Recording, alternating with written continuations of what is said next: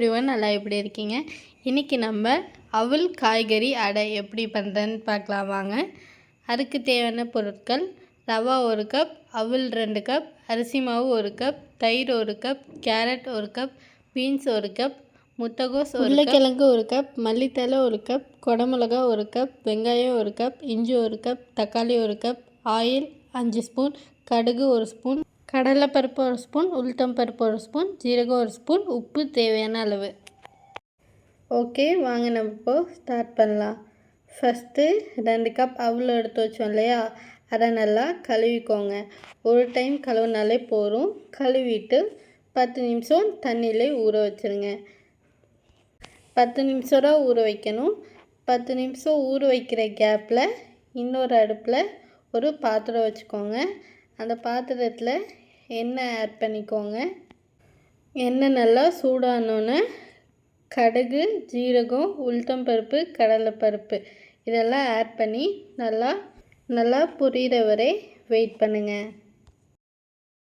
நல்லா பொரிஞ்சோன்னே அது கூடவே நம்ம நறுக்கி வச்சுருக்க இஞ்சி கொஞ்சமாக எடுத்து ஆட் பண்ணிக்கோங்க. ஆட் பண்ணிவிட்டு அது கூடவே வெங்காயமும் ஆட் பண்ணி நல்லா வதக்கி எடுத்துக்கோங்க. வதக்கிட்டு இப்போ நம்ம நறுக்கி வச்சுருந்த காய்கறி கேரட், பீன்ஸ், முட்டைகோஸ், குடமிளகா, உருளைக்கிழங்கு, தக்காளி, கொத்தமல்லி இதெல்லாம் 1 கப் நறுக்கி வச்சுருந்தோம் இல்லையா, அதையும் எடுத்து ஆட் பண்ணிக்கோங்க. இவ்வளோ காய்கறியும் ஒரே தோசையில் காய்கறியே பிடிக்காத குட்டீஸ்க்கெலாம் இதை கொடுத்தீங்கன்னா இன்னும் நிறைய கேட்டு வாங்கி சாப்பிடுவாங்க. ஓகே, அடுத்த ஸ்டெப், நம்ம ஊற வச்சிருந்த அவலில் தண்ணியை வடிச்சிட்டு அது கூடவே 1 கப் ரவாவையும் ஆட் பண்ணிக்கோங்க. ரவா ஆட் பண்ணிவிட்டு அதை மிக்சியில் போட்டு நல்லா அடித்து எடுத்துக்கோங்க. ஒரு 5 மினிட்ஸ் கண்டினியூஸாக அடிங்க.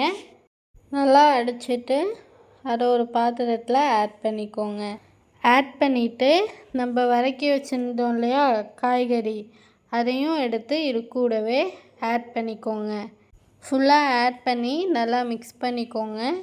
கொஞ்சமாக தண்ணியும் ஆட் பண்ணிக்கோங்க. தண்ணி ஆட் பண்ணிவிட்டு இப்போ அது கூடவே அரிசி மாவு 1 கப் ஆட் பண்ணிக்கோங்க.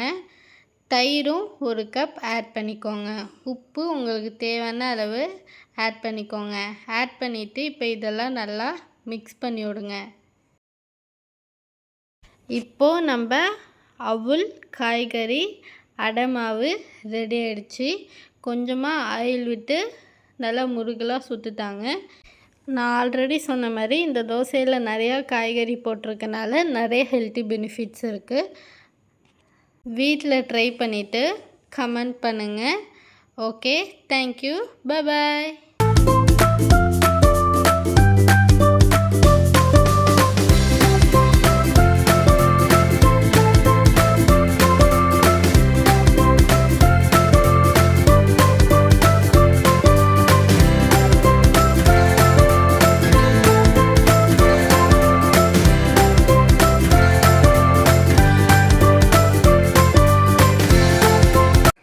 லைக் பண்ணுங்க, ஷேர் பண்ணுங்க,